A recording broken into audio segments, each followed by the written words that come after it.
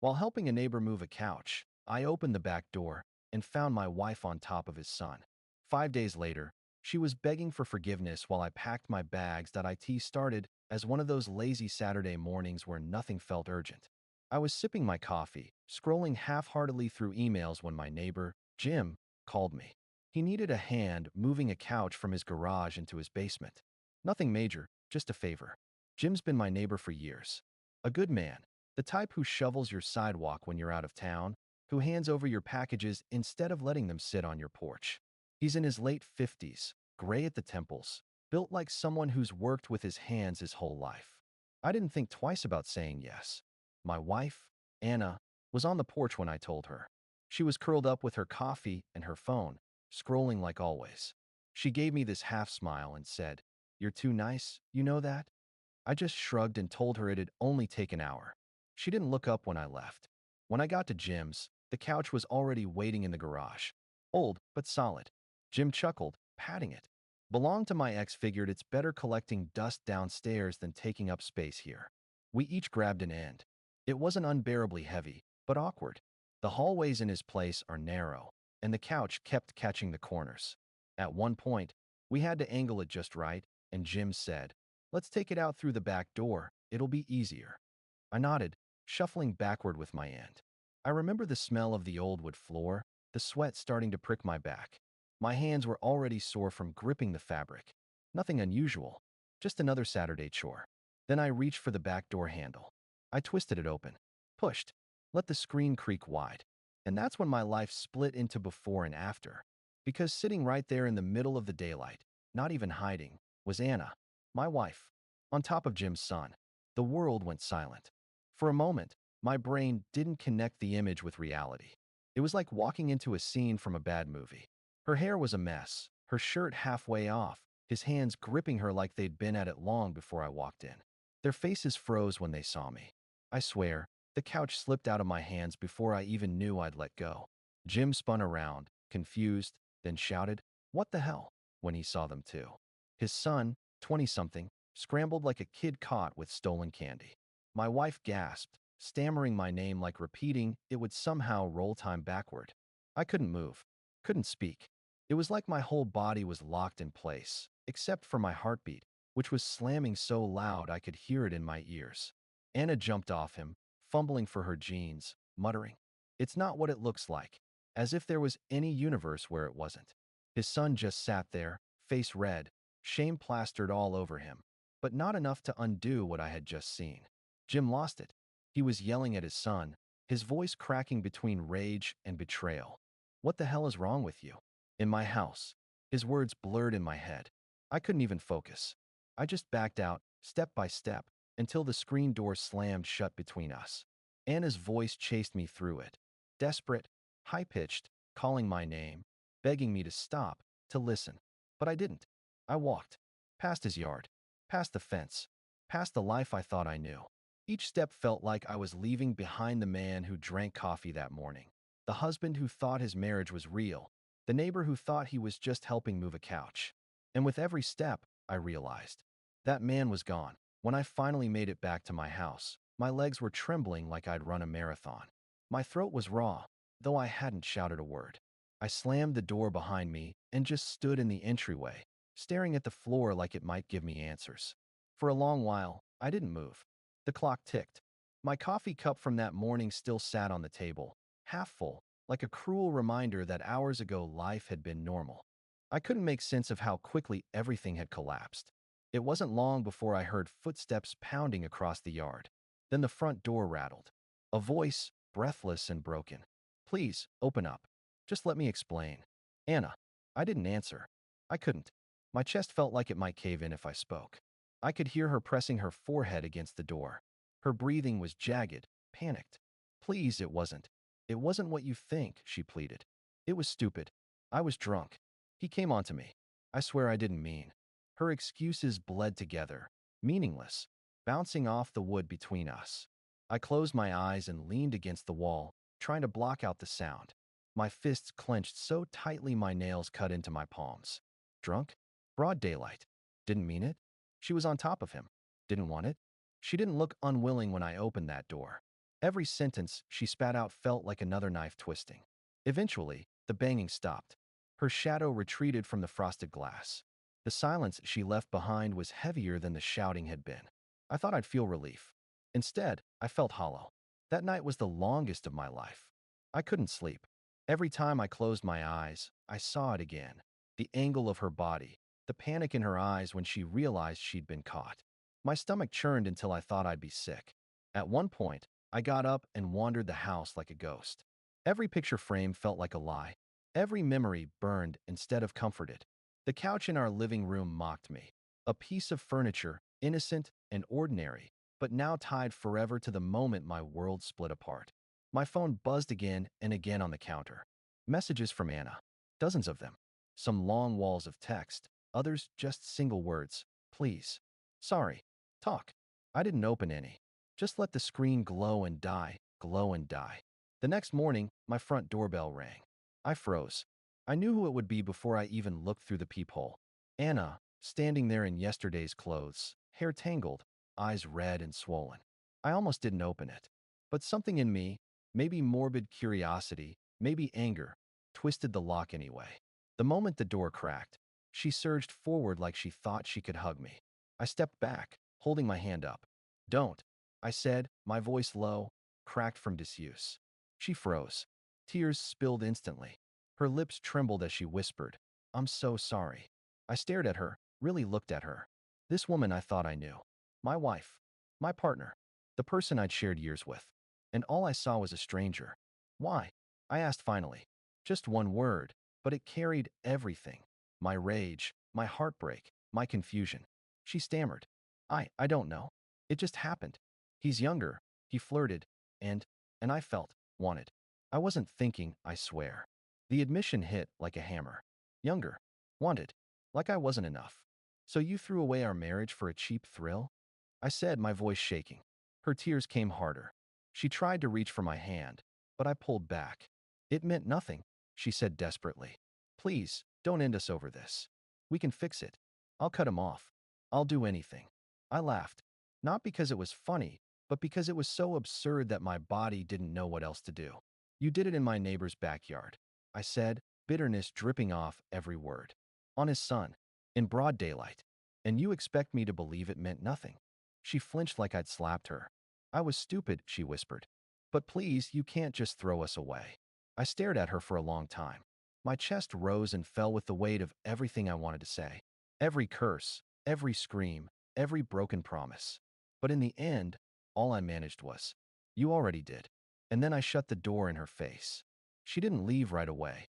I heard her crying on the porch for nearly an hour before silence finally settled. Inside, I sat on the floor, staring at the door. Part of me wanted to let her back in, to rewind time, to believe this was just a nightmare and I'd wake up to the life I thought I had. But the bigger part of me knew, once you've seen someone's true face, you can't unsee it. And I had seen everything I needed to. Update 1. It's been 5 days since that afternoon, and the dust hasn't settled. In fact, it feels like a storm is still circling my house. Anna hasn't stopped trying to reach me. Every day, my phone fills with messages, apologies, promises, desperate pleas.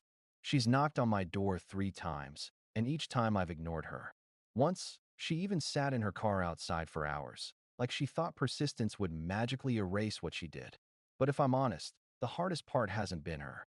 It's been facing the neighbor, Jim, the father.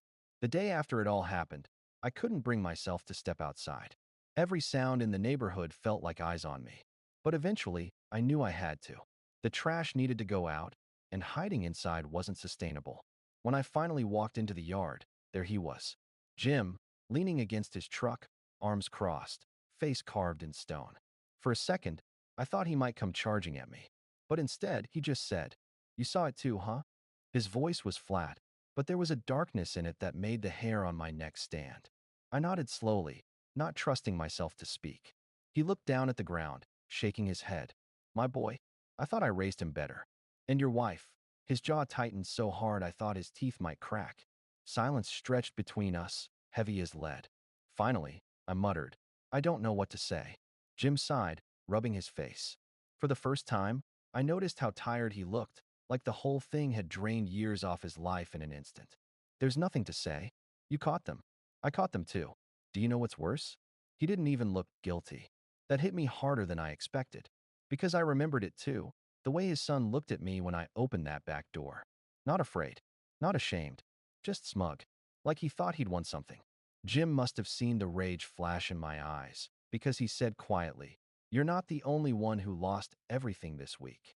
The following days blurred into a routine of unwanted reminders. On Tuesday, Anna left a handwritten letter in my mailbox. She filled 3 pages with the same phrases. "I was stupid. Please forgive me." It didn't mean anything. "I'll do whatever it takes to fix us." I tore it in half without finishing the last page. On Wednesday, Jim's son walked past my driveway, headphones on, swagger in his step. He didn't say a word, but the smirk on his face told me everything. My blood boiled. It took every ounce of restraint not to lunge at him right there. On Thursday, I finally told a close friend what happened. Mark listened quietly, then said, "Man, you need to think about yourself now. Don't let her guilt trip you. She made her choice." His words didn't fix anything, but they anchored me in a way I desperately needed. By Friday, I realized the house felt more like a cage than a home. Every corner whispered with memories of Anna. Every picture frame mocked me. Even the bed felt poisoned, like her betrayal seeped into the sheets. That night, when she texted, "I'm outside, can we just talk face to face like adults?" I didn't even look out the window. I muted the phone and let her knock until her knuckles were probably raw. The strange part? Despite the anger, the grief, the exhaustion, I also feel a small, growing seed of clarity. For the first time in years, I'm asking myself, what do I want? Not what we want. Not what she wants. Just me. And right now, what I want is distance. Space. A chance to breathe without the weight of betrayal pressing against my ribs. So yesterday, I packed a bag and booked a week away in a cabin outside town. Somewhere quiet, far from this mess. Somewhere I can think. I don't know what happens when I come back. Divorce papers? A confrontation with Jim's family? More begging from Anna? Probably all of it. But for now, I need silence. The real kind. Not the shattered silence filled with lies and half-truths. Just clean, empty, healing silence. Final update that it's been just over 2 months since the day everything collapsed. If the first week felt like drowning, these last weeks have felt like clawing myself to the surface, gasping for air, and finally standing on the shore, shaking, scarred, but still alive. The cabin getaway was exactly what I needed. A week of no phone, no neighbors, no Anna banging on my door. Just me, a wood stove, and the sound of rain on the roof. For the first time in forever, I didn't feel like I owed anyone anything.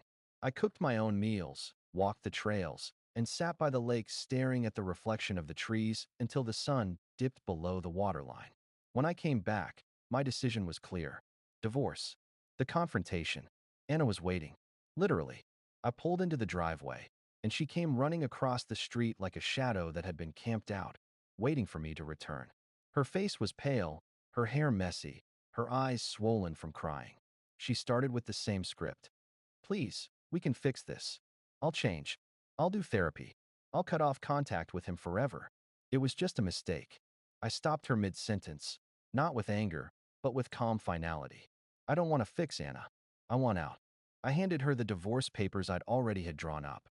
She stared at them like they were written in another language. Her lips trembled. "You're just giving up?" That word, giving up, almost made me laugh. I wasn't giving up. I'd already fought for years, through arguments, through late nights, through the endless excuses she made for why she wasn't happy. No, this wasn't giving up. This was choosing myself for the first time in years. She didn't sign then. She stormed off, saying I was throwing away everything we built. But a week later, I got a call from her sister. Anna had finally signed. The neighbor situation. Meanwhile, things across the street weren't much better.